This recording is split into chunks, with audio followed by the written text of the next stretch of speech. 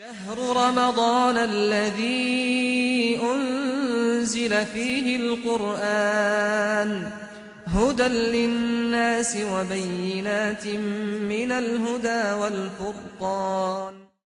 شهر رمضان هو شهر عبادة، كما قال ربنا عز وجل: يا أيها الذين آمنوا كتب عليكم الصيام كما كتب على الذين من قبلكم لعلكم تتقون.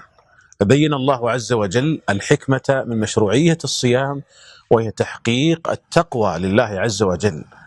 ليس شهر رمضان بشهر لهو وغفلة، وليس بشهر التفنن في تقديم المأكولات، وإنما هو شهر طاعة لله عز وجل، وشهر عبادة وتحقيق للتقوى لله سبحانه وتعالى.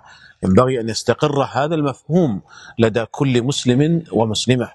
ينبغي لك أخي المسلم أن تشمر عن مزيد من الطاعات والقربات والعبادات في هذا الشهر المبارك، فإن الله عز وجل لما ذكر هذا الشهر قال أياما معدودات، وإذا كانت أياما معدودات فسرعان ما تنقضي وتطوى صحائفها.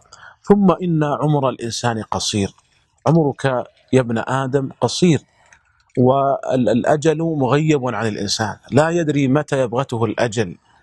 وإذا كان ذلك كذلك فعلى المسلم أن يغتنم ما تبقى من عمره في طاعة ربه عز وجل، وأن يغتنم هذه المواسم الفاضلة في التزود بزاد التقوى.